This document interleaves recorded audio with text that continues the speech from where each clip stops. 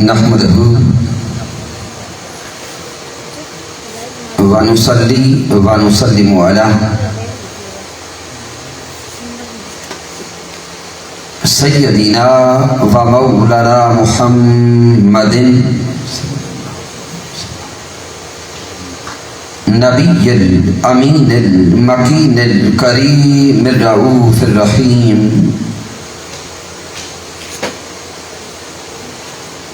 أما بعد فأعوذ بالله من الشيطان الرجيم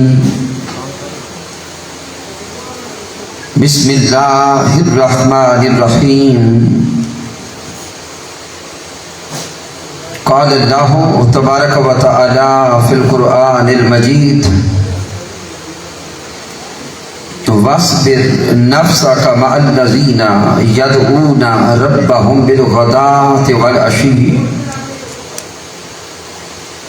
يريدون وجهه ولا تعد عيناك عنهم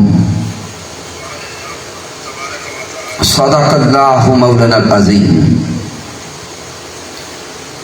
إن الله وملائكته يصلون على النبي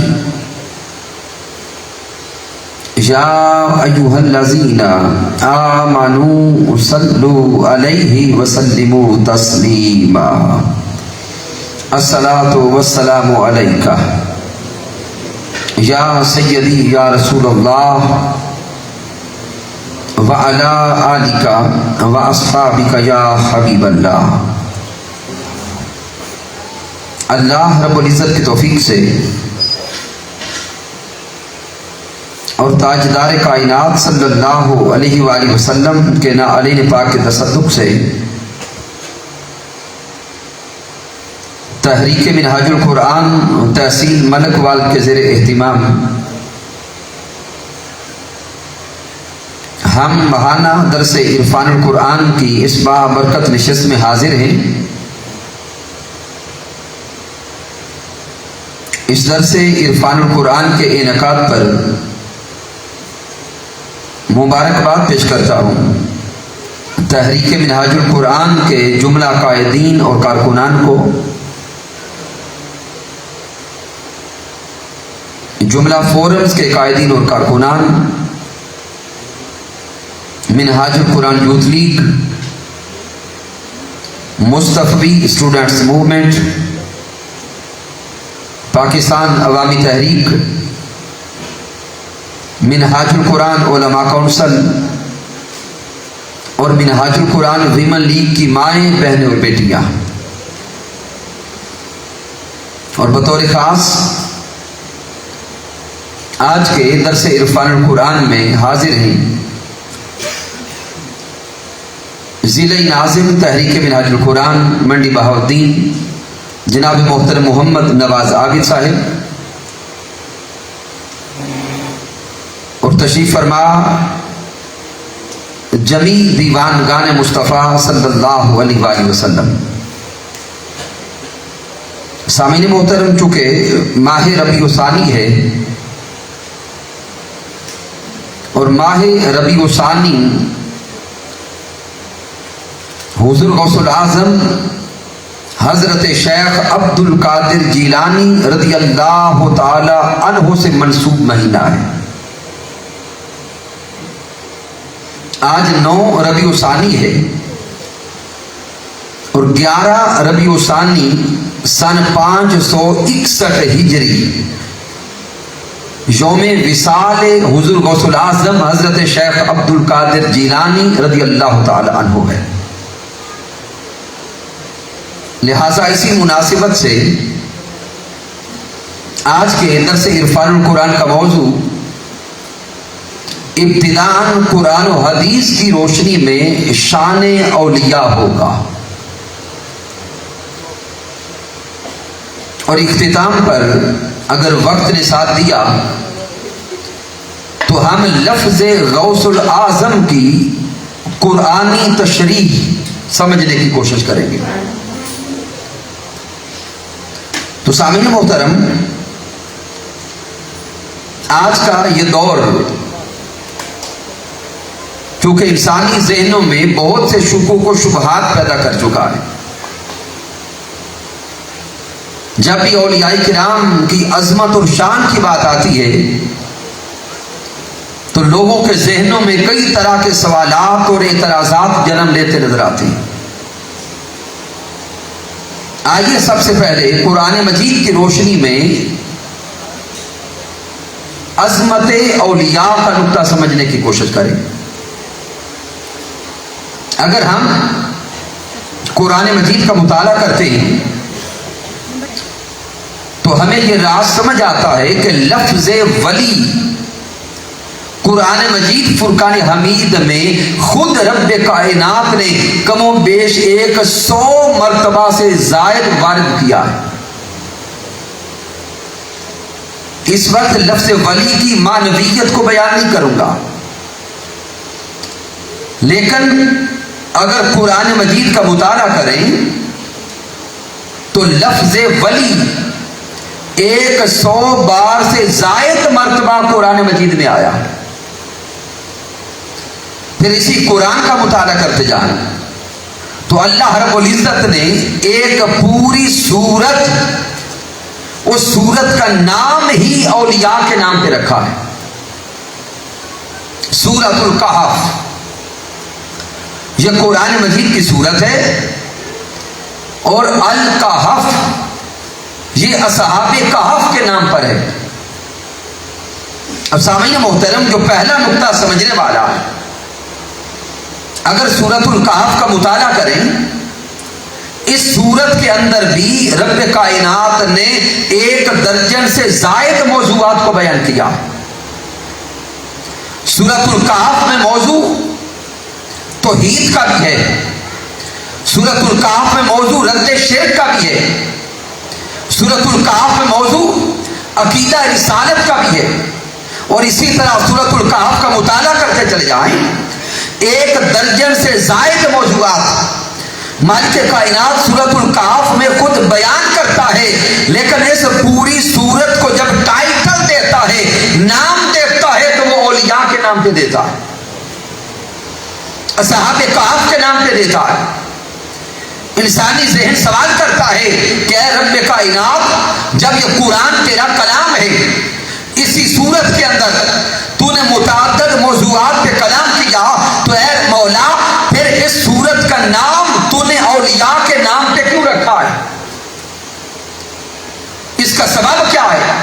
تو سامعین محترم، تفاسیر کا مطالعہ کریں تو یہ نقطہ سمجھ آتا ہے کہ رب کائنات قرآن مجید کی ایک پوری سورت کا نام اولیاء کے نام پہ رکھ کے یہ نقطہ سمجھانا چاہتا ہے کہ لوگوں، اگر عقیدہ قرآن سے لینا چاہتے ہو، نظریہ قرآن سے لینا چاہتے ہو، تو پھر سمجھ جاؤ رب کا قرآن شان اولیاء کو بھی بیان کرتا ہے اور عظمت اولیاء کو بھی بیان کرتا ہے۔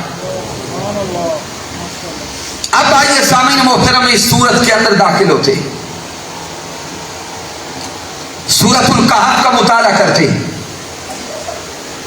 رب کائنات سورۃ الکہف کی آیہ کریمہ نمبر 10 سے ہی اصحاب کہف کے واقعہ کو آغاز کرتا ہے۔ مالک کائنات فرماتا ہے اس اول فتیۃ الی الکہف، کہ جب وہ اصحاب کہف غار کی طرف چل پڑے۔ مالک کائنات نے اصحاب کہف کی عمر کو سب سے پہلے بیان کیا۔ اللہ فرماتا ہے کہ جب وہ چند جوان غار کی طرف چلے، تو سامعین جو پہلا نقطہ سمجھ آیا کہ رب کائنات اصحاب کہف کی جو عمر کو بیان کرتا ہے، میرا اللہ اشارہ دیتا ہے جب بھی لفظ ولایت آتا ہے، تم ولایت کو بڑھاپے کے ساتھ جوڑتے ہو، بزرگی کے ساتھ جوڑتے ہو۔ سن لو، اگر ولایت کا نور چاہتے ہو تو ولایت کی جاگ ہمیشہ جوانی سے لگتی ہے۔ اگر جوان اپنی جوانی میں رب کائنات کی طرف متوجہ ہو جائے، اگر کوئی انسان جوانی میں اپنا رخ مالک کائنات کی طرف کر لے، تو جوانی کے ایام میں رب کی طرف توجہ کرنا، ایک لمحہ اس کی محبت میں گزارتے جائیں گے، ولایت نصیب ہوتی جائے گی. اس اول فتیۃ الی الکہف. اللہ فرماتے ہیں جب وہ چند جوان ظالم جابر بادشاہ سے بچ کے غار کی طرف چل پڑے. سامعین محترم تفاسیر کا مطالعہ کریں. معروف واقعہ ہے کہ جب وہ اصحاب کہف جا رہے تھے، وہ چل رہے تھے، ان کے پیچھے کتا چل پڑا. تفسیر خازن کو پڑھے، تفسیر مظہری کو پڑھے. حضور شیخ الاسلام ڈاکٹر محمد طاہر القادری مدد اللہ والی کی تفسیر منہاج القرآن کو پڑھے. وہ کتا اصحاب کہف کے پیچھے چلا، ان اللہ والوں کے پیچھے چلا. ان اولیاء نے اس کتے کو بھگانا چاہا، اور کتے کو بھگانے کے لیے اللہ کے ولیوں نے پتھر پھینکے. امام خازن لکھتے ہیں کہ وہ کتا رب کی بارگاہ میں عرض کرتا ہے کہ مولا مجھے وہ زبان عطا کر کہ تیرے ولیوں سے کچھ باتیں کر لوں. مالک کائنات نے اس کتے کو زبان عطا کی. کتا زبان حال سے اللہ کے ولیوں سے کہتا ہے اللہ والو مجھے پتھر کیوں مارتے ہو؟ تو اولیاء کہتے ہیں کہ ہم اس ظالم جابر بادشاہ سے بچنا چاہتے ہیں. وہ دقیانوس، وہ بادشاہ ظالم ہے، اسے جو بھی توحید پرست نظر آتا ہے وہ قتل کرواتا ہے. اس لیے ہم اس سے چھپنا چاہتے ہیں، بچنا چاہتے ہیں. اے کتے اگر تو ہمارے ساتھ ہوا تو بھونکے گا، جب تو بھونکے گا بادشاہ کے سپاہیوں کو خبر ہو جائے گی، ہم پکڑے جائیں گے. وہ کتا زبان حال سے اللہ کے ولیوں کو جواب دیتا ہے اے اللہ والو میں نسباً کتا ضرور ہوں، میں نسلاً کتا ضرور ہوں، لیکن میں نے اپنی خصلت کو بدل لیا ہے. میں وہ کتا نہیں جو اللہ کے ولیوں پہ بھونکتا ہے، میں کتا تو ہوں لیکن اللہ والوں پہ بھونکنا چھوڑ دیا ہے، نیکوں پہ بھونکنا چھوڑ دیا ہے. جب اس کتے نے اپنی خصلت بدل لی تو اللہ والوں نے اس کتے کو اپنی صحبت دے دی. تو سامعین محترم یہ قرآن نقطہ سمجھا رہا ہے اگر کتا ہو کر بھونکنے کی خصلت چھوڑ دے تو رب کائنات کے ولی اسے صحبت دیتے ہیں. اگر کوئی انسان اللہ والوں کی، نیکوکاروں کی، صالحین کی صحبت پانا چاہتا ہے، اصول قرآن نے دے دیا جو اللہ والوں پر بھونکنا چھوڑ دیتا ہے رب انہیں اللہ والوں کی صحبت دیتا ہے. پھر سامعین محترم قرآن مجید کا مطالعہ کرتے جائیں. اللہ کے ولی غار کے اندر پہنچے، وہ اصحاب کہف غار کے اندر پہنچے. رب کائنات فرماتا ہے کہ ہم نے ان پہ نیند طاری کر دی. اللہ کے ولی غار کے اندر تھے، ان کا کتا غار کے داہنے پہ تھا. 309 سال اللہ کے ولی غار کے اندر سوئے رہے، ان کا کتا غار کے دروازے پہ سویا رہا. 309 سال کم و بیش. اب سامعین محترم مالک کائنات ہر 6 ماہ کے بعد اپنے اولیاء کی کروٹ بدلتا تھا. ہر 6 مہینوں کے بعد میرا اللہ اپنے ولیوں کی کروٹ بدلتا تھا.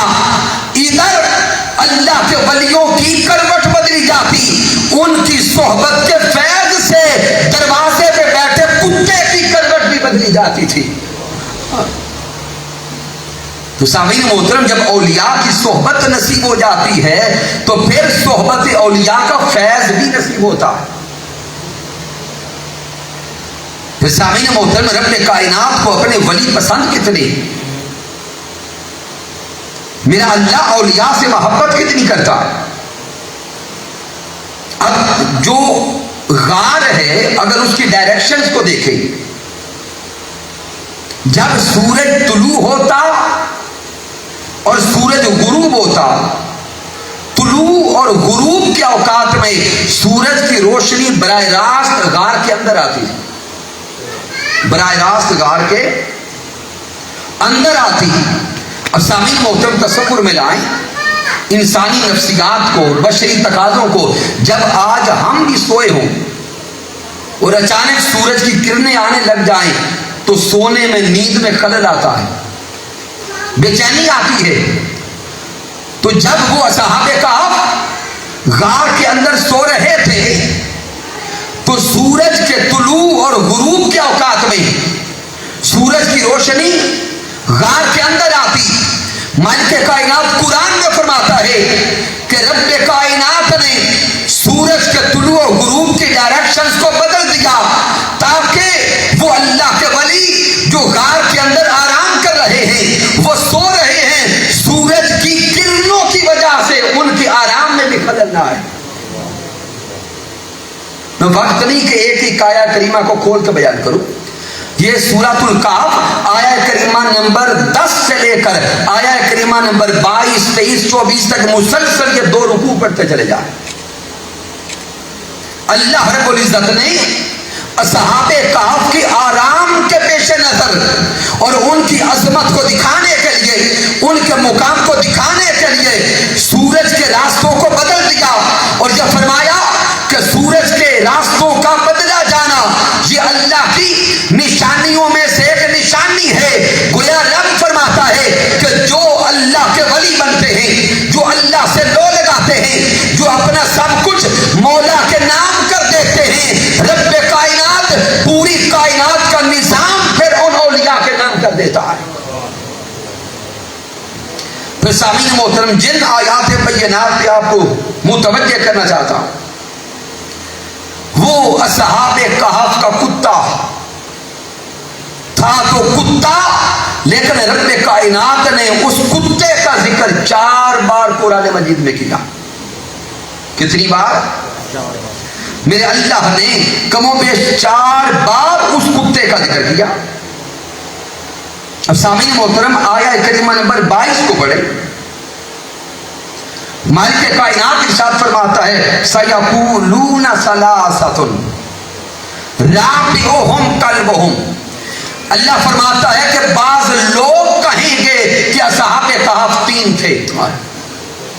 رَابِعُهُمْ كَلْبُهُمْ، اللہ فرماتا ہے کہ بندے کہیں گے اصحاب کہف 3 تھے، ساتھ میں رب کہتا ہوں کہ چوتھا ان کا کتا تھا۔ سامعین محترم پڑھے لکھے لوگ ہیں، دونوں مقامات کی اضافت کو دیکھیں۔ جب اولیاء کے عدد کے بیان کا وقت آیا فرمایا کہ لوگ کہیں گے کہ وہ 3 تھے۔ جب کتے کا ذکر آیا رب فرماتا ہے میں ساتھ جوڑ کے کہتا ہوں چوتھا ان کا کتا بھی تھا۔ پھر سامعین میرا اللہ آگے فرماتا ہے وَيَقُولُونَ خَمْسَةٌ، بعض لوگ کہیں گے کہ اصحاب کہف 5 تھے، سادسہم کلبہم، اگر اللہ کے ولی 5 تھے تو چھٹا ان کا کتا تھا۔ پھر رب آگے فرماتا ہے وَيَقُولُونَ سَبْعَةٌ وَثَامِنُهُمْ كَلْبُهُمْ، بعض لوگ کہیں گے کہ اللہ کے ولی 7 تھے، ساتھ میں رب کہتا ہوں کہ 8واں ان کا کتا بھی تھا۔ عقل و شعور رکھنے والوں، بصیرت اور فہم رکھنے والوں، آئیں غور تو کریں، قرآن مجید کلام اللہ کا ہے۔ ذہن سوال کرتا ہے کیا قرآن اس کتے کا ذکر کرنے آیا ہے؟ نہیں، ہر کسی کا ذہن جواب دے گا قرآن تو اترا ہے ہدایت انسانی کے لیے۔ قرآن مجید کا ایک ایک لفظ ہدایت ہے، قرآن مجید کی ایک ایک آیہ کریمہ میں ہدایت ہے۔ قرآن مجید کا زیر زبر پیش نقطہ نقطہ دیکھیں، ہر رب کائنات ہدایت کا پیغام دیتا ہے۔ تو پھر ذہن سوال کرتا ہے مولا جب قرآن مجید کا ایک ایک حرف ہدایت ہے تو پھر یہاں کتے کا ذکر کیوں کرتا ہے؟ مولا کتے کے بیان میں کون سی ہدایت ہے؟ تو رب کائنات کا جواب آتا ہے اے انسانوں، میرا قرآن ہدایت انسانی کے لیے اترا، میرا سیدھا راہ دکھانے اور بتانے کے لیے اترا ہے۔ میں نے اس قرآن کے اندر اللہ کے ولیوں کے کتے کا ذکر کر کے یہ نقطہ سمجھایا ہے کہ اگر وہ کتا ہو کر اولیاء کے ساتھ جڑتا ہے تو قرآن کا موضوع بنتا ہے، تم انسان ہو کر اللہ کے ولیوں سے جڑ جاؤ گے تو رب کائنات تمہیں سیدھا جنت تک پہنچا دے گا۔ مالک کائنات بار بار کتے کا ذکر کر کے انسانی ذہن پہ دستک دے کے یہ نقطہ ہدایت سمجھاتا ہے، وہ کتا جڑے تو رب کے کلام کا موضوع بنتا ہے۔ پھر سامعین محترم اس سے آگے غور کریں، قرآن مجید کا مقام ہے یہی سورۃ الکہف آیت مبارکہ نمبر 18 کو پڑھیں۔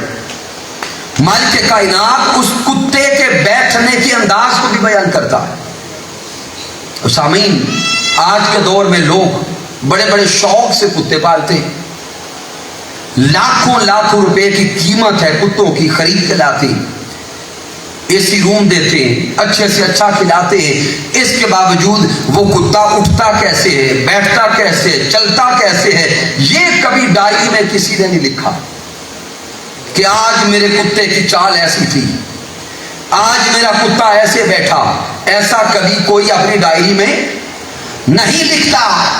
ارے آپ کی اور میری ڈائری کی رب کے قرآن کے سامنے تو حیثیت ہی کچھ نہیں، رب کا قرآن ہے اور مالک کائنات فرماتا ہے وَقَلْبُهُمْ بَاسِطٌ ذِرَاعَيْهِ بِالْوَسِيدِ، میرے ولیوں کا کتا غار کے دہنے پر اپنے اگلے دونوں بازو پسار کے بیٹھا تھا۔ غور و فکر کرتے جاؤ، رب کا قرآن اور قیامت تک کے لیے یہ قرآن ایک ہے، کلمات وہی ہیں، تو بار بار انسانی شعور انسان کو جواب دیتا ہے کہ اے بندے، رب کائنات یہی تو بتانا چاہتا ہے کہ اگر کتا ہو کر ولیوں سے جڑے رب کے قرآن کا موضوع بنتا ہے، تم انسان ہو کر اولیاء سے جڑتے جاؤ، مولا تمہیں عرفہ کرتا جائے گا۔ پھر سامعین محترم وقت بچاتے ہوئے آگے غور کریں، سورۃ الکہف کا ایک اور مقام پڑھیں، آیا کریمہ نمبر 64 کی طرف آئیں۔ واقعہ پیچھے آیا کریمہ نمبر 58 59 60 سے شروع ہو جاتا ہے۔ حضرت موسیٰ علیہ السلام اور حضرت خضر علیہ السلام کا واقعہ۔ حضرت موسیٰ علیہ السلام جلیل القدر پیغمبر ہیں، مالک کائنات کے لاڈلے پیغمبر ہیں، اور اتنے لاڈلے نبی کہ رب کائنات سے براہ راست کلام کرنے والے،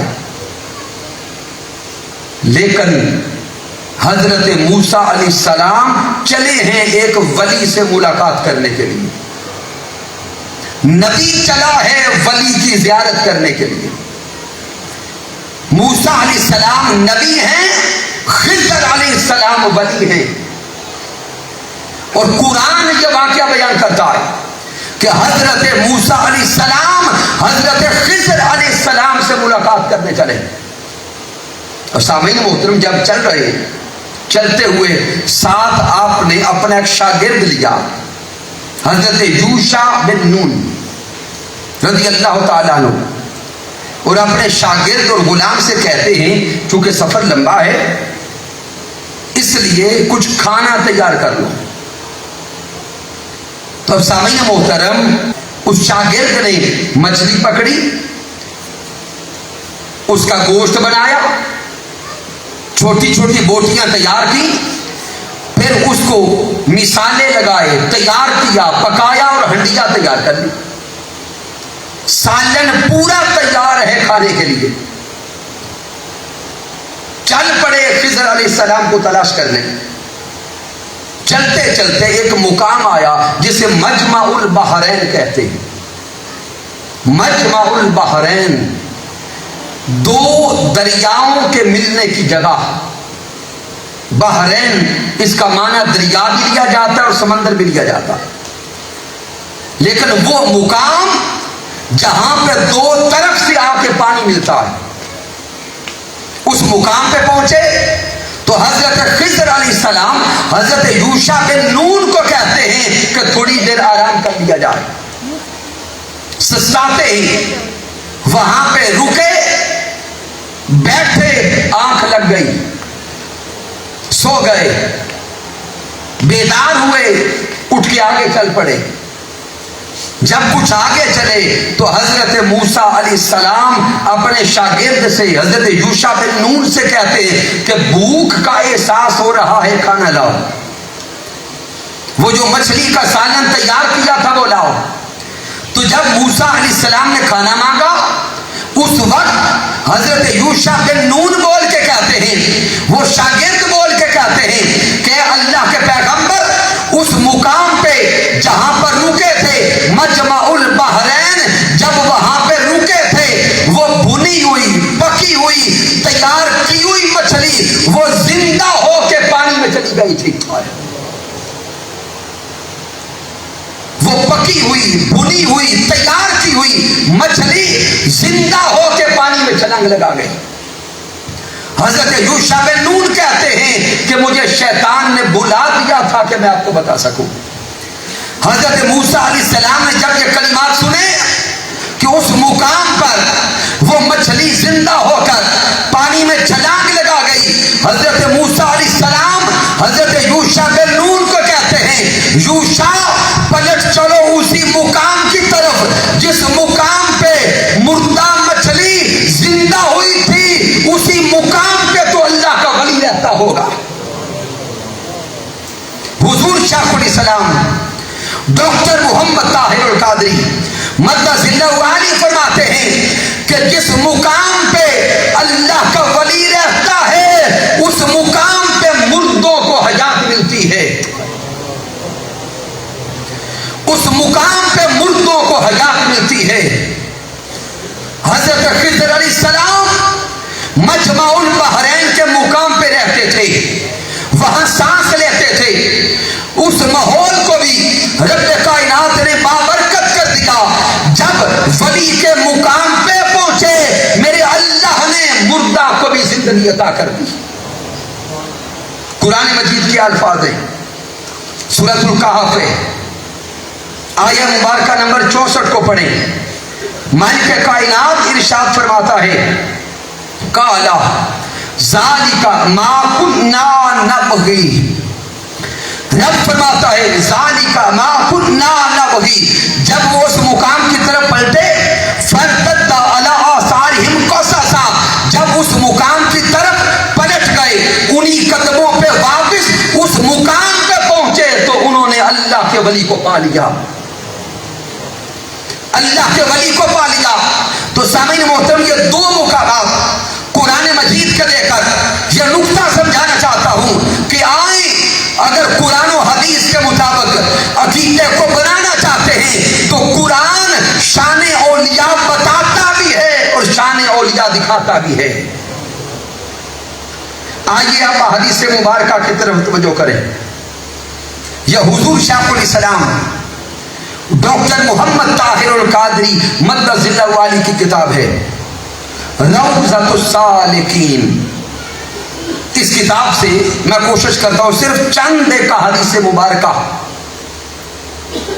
آپ کی سماعتوں تک پہنچاتا ہوں. سامعین محترم, مالک کائنات اپنے ولیوں سے بڑی محبت کرتا ہے. اللہ رب العزت اپنے اولیاء سے بڑی محبت کرتا ہے. آئیے آپ سنتے جائیں کہ کتنی محبت کرتا ہے. حضرت ابو ہریرہ رضی اللہ تعالیٰ عنہ سے روایت ہے, اور اس حدیث مبارکہ کو امام بخاری صحیح بخاری میں لائے, امام ابن حبان صحیح میں لائے, امام بہقی سنن الکبریٰ میں لائے. پیارے آقا تاجدار کائنات صلی اللہ علیہ وسلم نے ارشاد فرمایا, قال رسول اللہ صلی اللہ علیہ وسلم ان اللہ قال. میرے آقا حدیث قدسی کو بیان کرتے, آقا نے فرمایا بے شک رب کائنات ارشاد فرماتا ہے, من عاد لی ولیا فقد آذنتہ بالحرب. آقا فرماتے ہیں, اللہ فرماتا ہے کہ جو شخص میرے ولی سے دشمنی کرتا ہے رب کائنات اس سے اعلان جنگ کرتا ہے. اللہ فرماتا ہے کہ جو بدبخت میرے اولیاء کے ساتھ عداوت رکھتا ہے، بغض رکھتا ہے، میرے اولیاء سے دشمنی کرتا ہے، رب فرماتا ہے ایسے ظالموں سے میں خود خدا اعلان جنگ کرتا ہوں. پھر آگے میرے اللہ نے فرمایا کہ میرا ولی ہے کون؟ اللہ فرماتے وما یزال عبدی یتقرب الی بالنوافل. مالک کائنات فرماتا کہ میرا ولی نوافل کے ذریعے میرا قرب چاہتا ہے. یتقرب الی بالنوافل، وہ فرائض تو ادا کرتا ہی ہے لیکن صرف فرائض تک نہیں رہتا، وہ نوافل بھی ادا کرتا ہے، وہ اضافی عبادات کرتا ہے. آگے اللہ فرماتا ہے کہ جب میرا ولی میرے قریب آتا ہے، میرے قریب آتا ہے حتی احبہ، اللہ فرماتے وہ میرے قریب آتا ہے، اتنا قریب آتا ہے کہ میں خود اپنے ولی سے محبت کرتا ہوں. میں خود اپنے ولی سے محبت کرتا ہوں. اور رب کائنات فرماتا ہے کہ میں اپنے ولی سے کتنی محبت کرتا ہوں. کنت سمعہ الذی یسمع بہ، میں اس ولی کے اتنا قریب ہوتا ہوں، وہ ولی میرے اتنا قریب ہوتا ہے کہ میں اس کے کان بن جاتا ہوں، پھر وہ مجھ سے سنتا ہے. میں اپنے ولی کے کان بن جاتا ہوں، پھر وہ مجھ سے سنتا ہے. وَبَصَرَهُ الَّذِي يُبْصِرُ بِهِ، میں اس کی آنکھ بن جاتا ہوں، وہ مجھ سے دیکھتا ہے. وَيَدَهُ الَّذِي يَبْطِشُ بِهَا، میں اس کے ہاتھ بن جاتا ہوں، وہ مجھ سے پکڑتا ہے. وَرِجْلَهُ الَّذِي يَمْشِي بِهَا، میں اپنے ولی کے پاؤں بن جاتا ہوں، وہ مجھ سے چلتا ہے. سامعین محترم، حدیث قدسی ہے. آقا تاجدار کائنات نے خبر دی کہ رب کائنات فرماتا ہے کہ میرا اور میرے ولی کا تعلق اتنا گہرا ہے، رشتہ اتنا گہرا ہے کہ میں اپنے ولی کے کان بنتا ہوں، ولی کی آنکھیں بنتا ہوں، ولی کے ہاتھ بنتا ہوں، ولی کے پاؤں بنتا ہوں. گویا دیکھنے میں سارا جسم اس اللہ کے ولی کا ہوتا ہے لیکن فعل سارے کا سارا رب کائنات کا ہوتا ہے. تو اللہ فرماتا ہے کہ میں اپنے ولی سے اتنی محبت کرتا ہوں کہ جسم دیکھنے میں ولی کا ہوتا ہے، صفات ساری کی ساری مجھ خدا کی ہوتی ہے. پھر سامعین محترم اس سے آگے غور کریں. مالک کائنات اپنے اولیاء کی شان ایک اور انداز میں بیان کرتا ہے، اور اس حدیث مبارکہ کو حضرت عمر فاروق رضی اللہ تعالیٰ عنہ روایت کرتے ہیں. اور اس حدیث مبارکہ کو امام ابو داؤد السنن میں لائے، امام نسائی سنن الکبریٰ میں لائے، امام ابن حبان صحیح میں لائے کہ حضرت عمر فاروق رضی اللہ تعالیٰ عنہ فرماتے ہیں کہ میرے محبوب علیہ السلام نے ارشاد فرمایا، پیارے آقا تاجدار کائنات فرماتے ہیں کہ کل یوم قیامت کچھ لوگ ایسے ہوں گے کہ رب کائنات ان کو نور کے ٹیلوں پہ بٹھائے گا. یوم قیامت مالک کائنات ان لوگوں کی عزت افزائی کرے گا، ان کی شانوں کو ظاہر کرے گا. میرے آقا فرماتے ہیں نہ ہی وہ انبیاء ہوں گے نہ ہی وہ شہداء ہوں گے. مالک کائنات کچھ ایسے لوگوں کو نور کے منابر پہ بٹھائے گا، نور کے ٹیلوں پہ بٹھائے گا. نہ وہ نبی ہوں گے نہ وہ شہید ہوں گے. پوچھنے والے پوچھیں گے مولا نہ تو یہ نبی ہیں نہ یہ شہید ہیں، پھر ان کو یہ مقام کیوں دیتا ہے؟ سوال کرنے والے سوال کریں گے مولا بتا تو صحیح، یہ نبی بھی نہیں یہ شہید بھی نہیں، تو بتا مولا یہ کون ہیں؟ تو میرے آقا تاجدار کائنات نے فرمایا ان کو یہ آیہ کریمہ سنائی جائے گی، الا ان اولیاء اللہ لا خوف علیہم ولا ہم یحزنون، یہ اللہ کے ولی ہیں جنہوں نے زندگی اپنے رب کے نام کر دی تھی۔ رب کائنات نے ان کو ایسا بے خوف کر دیا، نہ دنیا میں انہیں کوئی غم رہا نہ قیامت میں کوئی غم ہے۔ تو سامعین محترم، مالک کائنات اس مقام پر بھی اولیاء کرام کی عظمت اور شان کو بیان کرتا ہے۔ پھر سامعین محترم اگلی حدیث پاک کی طرف آئیں، اسے بھی حضرت ابو ہریرہ رضی اللہ تعالی عنہ نے روایت کیا، اور اس حدیث مبارکہ کو بھی امام بخاری صحیح بخاری میں لائے، امام مسلم صحیح مسلم میں لائے۔ اب سامعین محترم، آپ نے جتنے دلائل ابھی تک سنے ہیں، یا قرآن آیا ہے یا حدیث صحیح آئی ہے۔ میرے آقا تاجدار کائنات ارشاد فرمایا اذا احب اللہ العبد، آقا نے فرمایا جب اللہ اپنے بندے سے محبت کرتا ہے، نادا جبریل، رب کائنات جبرائیل کو بلاتا ہے، جبرائیل کو ندا دیتا ہے، جبرائیل علیہ السلام حاضر ہوتے ہیں تو رب کائنات فرماتا ہے ان اللہ یحب فلانا، اے جبرائیل میں فلاں سے محبت کرنے لگا ہوں، اے جبرائیل میں فلاں بندے سے محبت کرنے لگا ہوں۔ جبرائیل علیہ السلام عرض کرتے مولا میرے لیے کیا حکم ہے؟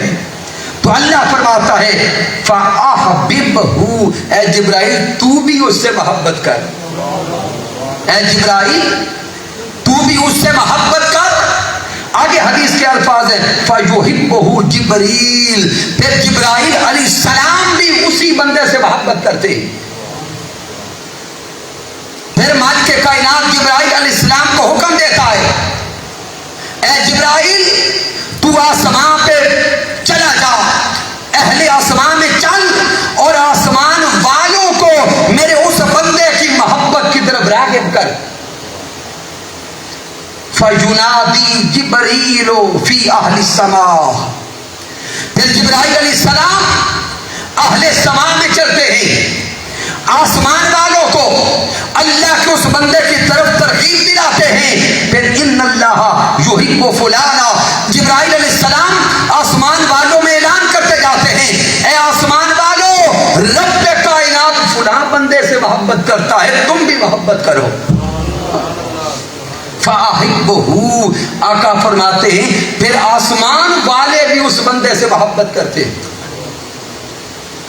جب آسمان میں جبرائیل علیہ السلام اس بندے کی محبت کا اعلان کر چکتے ہیں، پھر میرے آقا علیہ السلام نے فرمایا ثُمَّ يُودَهُ لَهُ الْقُبُولُ فِي الْأَرْضِ، پھر رب کائنات جبرائیل علیہ السلام کو زمین پہ اتارتا ہے، اور جبرائیل علیہ السلام زمین پہ آ کر پاکیزہ دلوں کو چن کر ان پاک دلوں میں اس بندے کی محبت رکھتے چلے جاتے ہیں۔ نعرہ تکبیر، نعرہ رسالت، نعرہ تحقیق، نعرہ حیدری، نعرہ غوثیہ۔ تو سامعین محترم، اس حدیث مبارکہ سے یہ نکتہ سمجھ آیا کہ اللہ کے ولیوں سے محبت کرنا یہ ہر کسی کے بس کی بات نہیں ہے کہ کوئی خود کہے کہ میں محبت کرنے کا فیصلہ کرتا ہوں۔ یہ اللہ کے ولیوں کی محبت رب کائنات خود آسمان سے اتارتا ہے اور ہر کسی کو نہیں دیتا، پہلے برتن دیکھتا ہے پاک ہے یا غلیظ ہے۔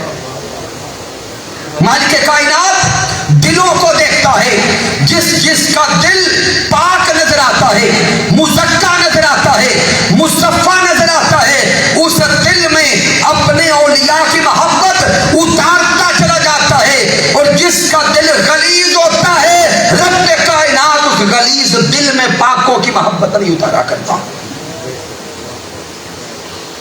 تو سامعین، آج کے درس عرفان القرآن کی آخری حدیث پاک دیکھنے لگا، حضرت سعید بن مسیب رضی اللہ تعالیٰ عنہ سے روایت ہے، بڑی ایمان افروز حدیث مبارکہ ہے، اور اس حدیث مبارکہ کو امام ترمذی نقل کرتے ہیں، امام ابن ماجہ نقل کرتے ہیں کہ حضرت سعید بن مسیب رضی اللہ تعالیٰ عنہ فرماتے ہیں کہ میری ملاقات حضرت ابو ہریرہ رضی اللہ تعالی عنہ سے ہوئی تھا. میری ملاقات حضرت ابو ہریرہ رضی اللہ تعالی عنہ سے ہوئی اور حضرت ابو ہریرہ کہتے ہیں کہ اے سعید بن مسیب میں رب کی بارگاہ میں دعا کرتا ہوں کہ اللہ ہمیں جنت کے بازار میں اکٹھا کر دے. حضرت ابو ہریرہ رضی اللہ تعالیٰ عنہ کہتے ہیں کہ اے سعید بن مسیب میں اللہ کی بارگاہ میں دعا کرتا ہوں, التجا کرتا ہوں کہ رب کائنات ہمیں جنت کے بازار میں کیا کرے, اکٹھا کر دے. حضرت سعید بن مسیب کہتے ہیں میں نے پوچھا اے حضرت ابو ہریرہ رضی اللہ تعالیٰ عنہ کیا جنت میں بھی کوئی بازار ہوگا؟ تو حضرت ابو ہریرہ رضی اللہ تعالیٰ عنہ نے فرمایا کہ مجھے تاجدار کائنات صلی اللہ علیہ وآلہ وسلم نے خبر دی کہ جنت میں بھی ایک بازار ہوگا جو جنت والوں کے لیے ہوگا, اور یہ جنت کا بازار جب لگے گا تو اس میں داخلہ اعمال کے مطابق ہوگا. جنت کے بازار میں داخلہ مقام کے مطابق ہوگا, اعمال کے مطابق ہوگا. پھر حضرت ابو ہریرہ فرماتے ہیں کہ میرے آقا نے مجھے خبر دی کہ جنت میں بھی یوم الجمعہ کے مطابق ایک بڑے درجے کا بازار لگے گا. جس طرح ہفتے کے بعد جمعہ آتا ہے اسی طرح جنت میں بھی جب ایک وقت گزرے گا تو ایک خاص متعین وقت کے بعد یوم الجمعہ کی طرح اجتماع ہوگا جس میں جنتیوں کو آنے کی اجازت دی جائے گی. وہاں نور کے ممبر لگیں گے, نورانی موتی ہوں گے, یاقوت ہوں گے, سونے کے برتن ہوں گے, چاندی کے برتن ہوں گے. اس میں جنتی اس بازار میں جا کر اپنے اپنے مقام کے مطابق بیٹھیں گے اور اس بازار میں جو اعلیٰ مقام والے ہوں گے یوم الجمعہ کے مطابق جب وہ پہنچیں گے پردے اٹھائے جائیں گے اور اسی بازار میں ان جنتیوں کو اللہ کا دیدار عطا کیا جائے گا. تو سامعین محترم, قرآن و حدیث کی روشنی میں یہ نقطہ تو سمجھ آ گیا کہ اولیاء کرام سے محبت کرنا اور اولیاء کرام کی عظمت کو بیان کرنا یہ صرف آج کے دور کے مسلمانوں کا ہی کام نہیں. مالک کائنات قرآن میں عظمت اولیاء بیان کرتا ہے اور میرے مصطفیٰ اپنے فرمان میں عظمت اولیاء بیان کرتا ہے. لیکن سامعین محترم پھر کبھی موقع ملا تو اس جہت پہ بات کریں گے. بات یہ ہے کہ ہو سچا اور سچا اللہ کا ولی,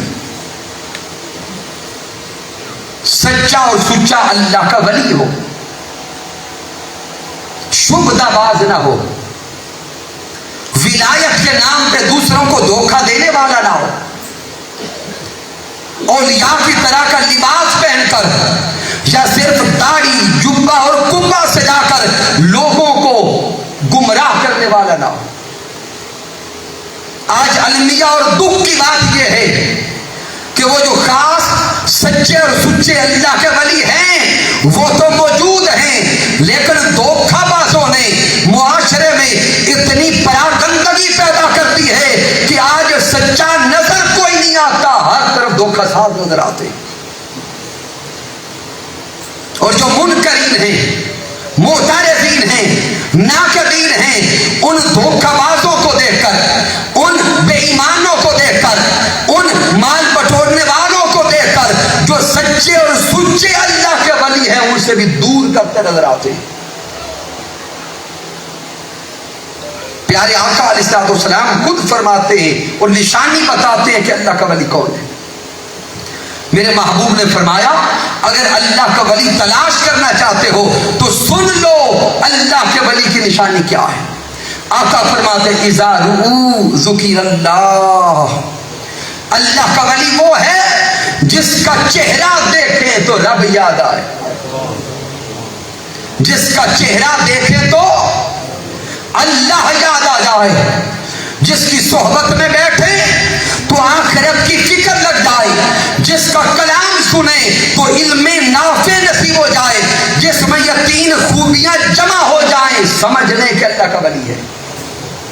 جس کا چہرہ دیکھیں تو اونچا بولے اللہ یاد آ جائے, جس کی صحبت میں بیٹھے تو آخرت کی فکر لاحق ہو جائے, اور جس کا کلام سنے تو علم نافع نصیب ہو جائے. تین نشانیاں جس میں جمع نظر آئے سمجھ جائیں کہ وہ اللہ کا ولی ہے. اب سامعین محترم اختتام پہ آئیں. لفظ غوث الاعظم کی طرف, چونکہ بعض لوگ ہماری نوجوان نسل کو گمراہ کر رہے ہیں اور یہ کہتے ہیں کہ غوث الاعظم تو اللہ کی ذات ہے. اللہ رب العزت کے علاوہ اگر کسی اور کو غوث الاعظم کہہ دیا تو معاذ اللہ شرک ہو گیا. عقیدہ توحید کی بات چھیڑ کر ہمارے ان لوگوں کو ورگلاتے ہیں, پریشان کرتے ہیں جنہوں نے لطافت اور باریکی کے ساتھ قرآن و حدیث کا مطالعہ نہیں کیا, اور ہمارے نوجوان بچے بالخصوص پھر بہکتے چلے جاتے ہیں, دین سے دور ہو جاتے ہیں. تو سامعین محترم, یہ نقطہ سمجھاتے ہوئے میں ساتھ ایک اور لفظ بولتا ہوں. غوث الاعظم رضی اللہ تعالیٰ عنہ, اگر اس کلمہ پر اور اس صفت پر کسی کو اعتراض ہوتا ہے تو میں اوپر چل کے بولتا ہوں صدیق اکبر. لفظ صدیق اکبر کا کیا معنی ہے؟ سب سے بڑا سچا. اگر اعتراض غوث الاعظم لفظ پہ بنتا ہے تو وہی اعتراض پھر لفظ صدیق اکبر پہ بھی آتا ہے. فاروق اعظم سب سے بڑا فرق کرنے والا. اگر اعتراض غوث الاعظم پر کرتے ہیں تو وہی اعتراض پھر لفظ اور صفت صدیق اکبر میں بھی آتا ہے, وہی اعتراض صفت فاروق اعظم میں بھی آتا ہے. تو سامعین محترم, اگر اس طرح کے اعتراضات کرنے لگے تو دین اسلام کی بنیادیں ہمیں ہلتی نظر آئیں گی. تو جب آپ کی توجہ اس نقطہ کی طرف آ گئی, اب آئیے قرآن و حدیث کا مطالعہ کریں تو قرآن مجید میں مالک کائنات نے خود حقیقت اور مجاز کا دروازہ کھولا ہے. حقیقت اور مجاز کا دروازہ کھولا ہے. حقیقی طور پر صدیق اکبر اللہ کی ذات ہے. حقیقی طور پر صدیق اکبر اللہ کی ذات ہے, لیکن مجازن حضرت صدیق اکبر بھی صدیق اکبر ہے. حقیقی طور پر فاروق اعظم اللہ کی ذات ہے, لیکن مجازن فاروق اعظم بھی فاروق اعظم ہے. اسی طرح آپ آگے چلے, لفظ خلق قرآن مجید میں اللہ کی ذات کے لیے آتا ہے. پوری کائنات کو خلق کرنے والا اللہ ہے. کائنات کا خالق کون؟ اونچا بول اللہ. مالک کائنات سورۃ الاعراف میں ارشاد فرماتا ہے الا لہ الخلق والامر, خبردار ہر چیز کی تخلیق کرنے والا اور ہر کسی کو حکم و تدبیر دے کر نظام چلانے والا اللہ ہے. ہر شے کا خالق و مالک اللہ ہے. لیکن اسی قرآن میں سورہ آل عمران میں رب کائنات خود فرماتا ہے, اس مقام پر رب کائنات حضرت عیسیٰ علیہ السلام کے حوالے سے نقطہ سمجھاتا ہے کہ عیسیٰ علیہ السلام فرماتے ہیں میں تمہارے لیے مٹی سے پرندے کی شکل جیسا پتلا خود بناتا ہوں. تو سامعین غور کریں, سورۃ الاعراف میں رب کائنات کے خالق ہونے کا بیان, اور سورہ آل عمران میں حضرت عیسیٰ علیہ السلام لفظ خلق کی نسبت اپنی طرف کرتے. انی اخلق لکم, میں تمہارے لیے خلق کرتا ہوں. اب سامعین محترم, جو دوسرا میں اشارہ کر رہا ہوں حضرت سیدہ مریم کے پاس جب حضرت جبرائیل علیہ السلام آئے تو حضرت جبرائیل علیہ السلام حضرت سیدہ مریم کو بول کے کہتے ہیں، کیا کہتے ہیں کہ میں رب کی طرف سے بھیجا گیا ہوں، میں رب کی طرف سے بھیجا گیا ہوں اور اس لیے آیا ہوں کہ تاکہ میں تمہیں بیٹا عطا کروں۔ حضرت جبرائیل علیہ السلام نے وہ بیٹا عطا کرنے کی جو صفت ہے اس صفت کو اپنی طرف منسوب کیا، انما انا رسول ربک، میں تو فقط تیرے رب کا بھیجا ہوا ہوں۔ آگے کیا فرماتے ہیں، لِأَحَبَ لَكِ غُلَامًا زَكِيًّا، تاکہ تجھے میں پاکیزہ بیٹا عطا کروں۔ قرآن پڑھے، لِأَحَبَ واحد متکلم کا صیغہ ہے، تاکہ میں بیٹا عطا کروں۔ اب سامعین غور کریں، بیٹے کون دیتا ہے؟ اونچا بولے، اللہ۔ ہمارا ایمان اور عقیدہ ہے کہ بیٹے دینے والا اللہ ہے، لیکن اسی قرآن میں رب کائنات جبرائیل علیہ السلام کی زبان سے آیا ہوا جملہ فرماتا ہے، رب فرماتا ہے جبرائیل علیہ السلام حضرت سیدہ مریم کو کہتے ہیں میں آیا ہوں کہ میں تمہیں پاکیزہ بیٹا عطا کروں۔ تو کیا شرک ہو گیا؟ نہیں، رب کائنات بیٹے دیتا ہے، وہ حقیقی عطا کرنے والا ہے۔ جبرائیل علیہ السلام نے کہا میں بیٹا دیتا ہوں، یہ مجازی عطا کرنے والے۔ اس سے آگے دیکھتے چلے جائیں، قرآن مجید میں لفظ رب آیا، رب کون ہے؟ الحمدللہ رب العالمین، پوری کائنات کا رب اللہ ہے، کل عالمین کا رب اللہ ہے۔ لیکن اسی قرآن میں رب کائنات نے لفظ رب ماں اور باپ کے لیے استعمال کیا، تو کیا شرک ہو گیا؟ نہیں، حقیقی طور پہ رب اللہ کی ذات ہے، اسی حقیقی رب نے والدین کو بھی رب بنایا ہے۔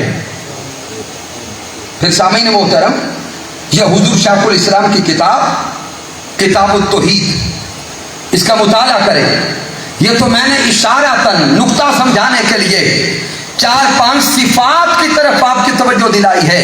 اگر اس کتاب کو پڑھیں گے 2 درجن سے زائد صفات ایسی ہیں جو قرآن میں آئی ہیں۔ قرآن مجید میں رب کائنات نے وہ صفات اپنے لیے بھی بیان کی ہیں، اپنی مخلوق کے لیے بھی بیان کی۔ سامعین محترم، قرآن مجید سب کے گھر میں ہوں گے، آپ قرآن مجید اٹھائیں، یہ قرآن مجید کا پہلا صفحہ ہے، یہاں لکھے ہیں اللہ رب العزت کے نام۔ کس کے نام ہے؟ اونچا بولیں گے، اللہ کے نام۔ یہ قرآن مجید کے اینڈ پہ آ جائے، یہاں پہ پیارے محبوب تاجدار کائنات سونے محمد مصطفیٰ صلی اللہ علیہ وآلہ وسلم کے اسماء مبارک لکھے۔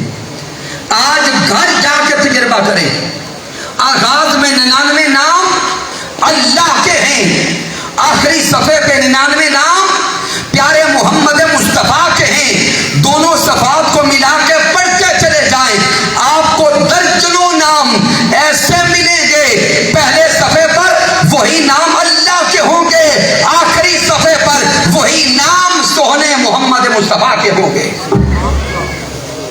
تو سامعین محترم سوچے، کیا یہ شرک ہو رہا ہے؟ نہیں، یہ حقیقت اور مجاز کا نقطہ سمجھنے والا ہے۔ جب وہ صفات اللہ رب العزت کی ذات کے لیے آئیں تو رب کائنات کی ذات کے لیے وہ صفات حقیقی طور پہ آئی، اور وہی صفات جب تاجدار کائنات پیارے محبوب کبریا کے لیے آئیں تو رب کائنات نے ان صفات کا فیض خود پیارے محبوب کو عطا کیا ہے۔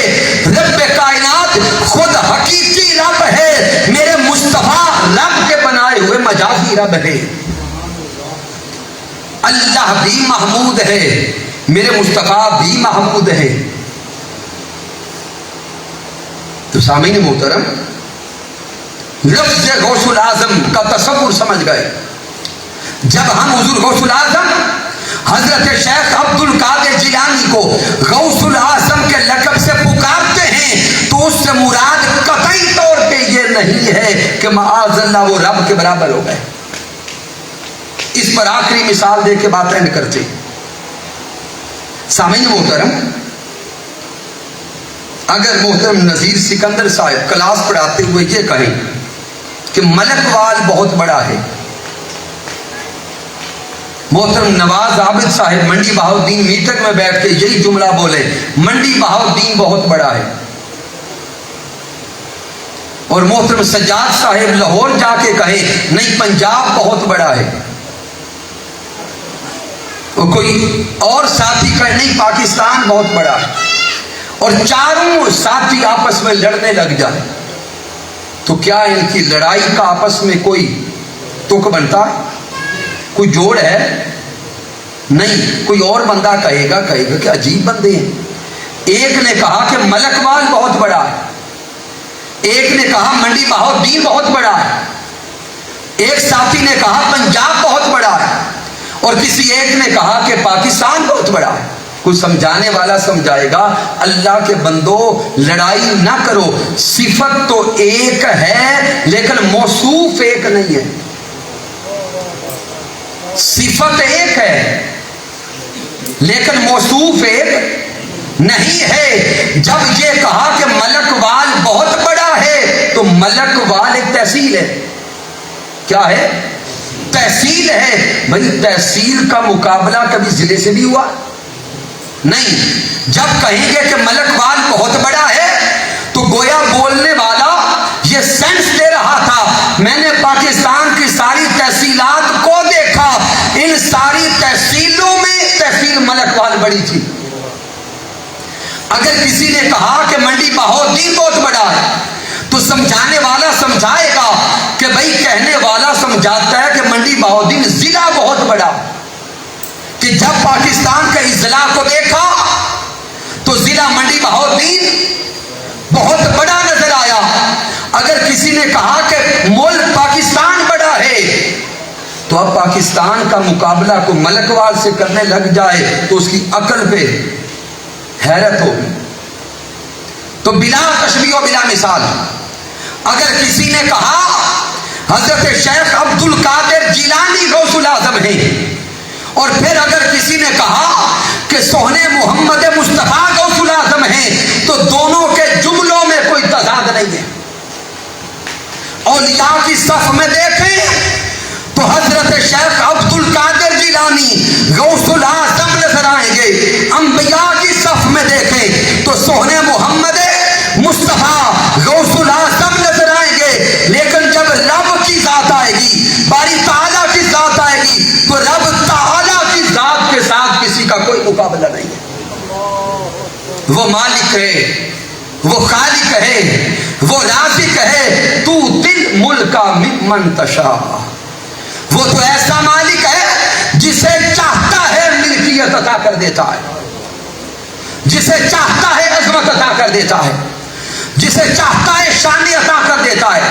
اس سے کوئی پوچھنے والا نہیں. ارے ظالمو، اس رب کائنات نے اگر شان میرے مصطفیٰ کو عطا کی ہے تو تمہیں تکلیف کیا ہے؟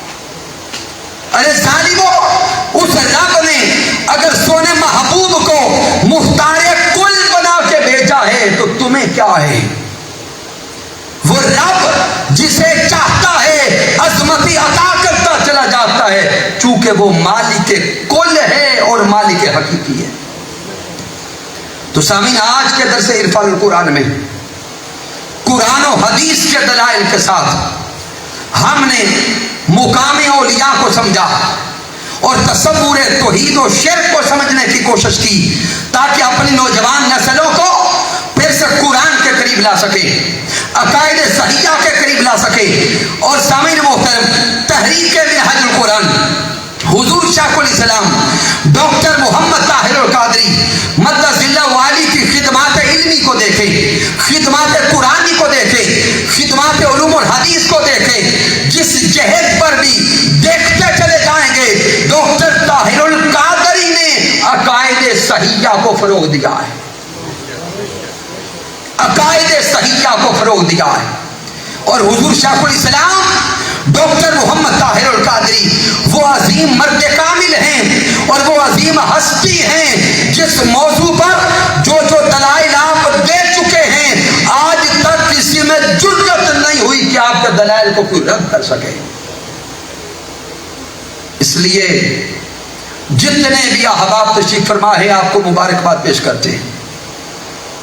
دور و نزدیک سے تشریف لائے ہوئے جمیع احباب کا شکریہ ادا کرتے ہیں اور بطور خاص جناب محترم میاں عابد عمران صاحب تشریف فرما ہے, جناب محترم میاں نعیم چدر صاحب, جناب محترم فیض قادر صاحب, رائے نواب مارکی کے اونرز, پوری ٹیم, مینیجر صاحب, انتظامیہ, سب کا شکریہ ادا کرتے ہیں کہ جب بھی تحریک منہاج القرآن کے احباب نے ان سے رابطہ کیا دروس عرفان القرآن کے لیے, پروگرامز کے لیے, تو آج تک رائے نواب مارکی کے اونرز نے دروس عرفان القرآن کے لیے کبھی ایک پائی پیسہ بھی ڈیمانڈ نہیں کیا. اس پر مالک کائنات کی بارگاہ میں دعا کرتے ہیں کہ اللہ رب العزت پیارے محبوب علیہ الصلوۃ والسلام کے تصدق سے ان کاوشوں کو اپنی بارگاہ میں قبول فرمائے اور انہیں ترقیاں عطا فرمائے. اور جتنے احباب منہاج القرآن کے قائدین تشریف فرمائے, کارکنان تشریف فرمائے, ان کے لیے مبارکباد ہے کہ رب کائنات نے ان کی کاوشوں کو قبول کیا. اور بطور خاص مصطفی اسٹوڈنٹس موومنٹ کے وہ جوان جو ظہر کے بعد یا عصر کے بعد یہاں پہ آ کر پورے حال کو تیار کرتے ہیں, مینج کرتے ہیں, پوری انتظامی کمیٹیز کو لاتے ہیں, رب کائنات تمام احباب کی محنتوں اور کاوشوں کو اپنی بارگاہ اقدس میں قبول فرمائے. کی محمد سے وفا تو نے تو ہم تیرے ہیں, یہ جہاں چیز ہے کیا لوح و قلم تیرے ہیں. میں نے جو کچھ بیان کیا اگر اس میں کوئی کمی ہے, کوئی کجی ہے, کوئی غلطی ہے تو مجھ ناچیز کی طرف سے ہے رب کائنات معاف فرمائے. اگر اس میں کوئی اچھائی اور کمال ہے تو اللہ کی عزت کی قسم میرا کوئی کمال نہیں, یہ میرے اللہ کا کرم ہے, آقا علیہ الصلوۃ والسلام کی رحمت ہے. میرے قائد, میرے مربی, میرے استاذ حضور شیخ الاسلام ڈاکٹر محمد طاہر القادری مد ظلہ علی کی صحبت کا فیضان ہے. وما علینا الا البلاغ المبین.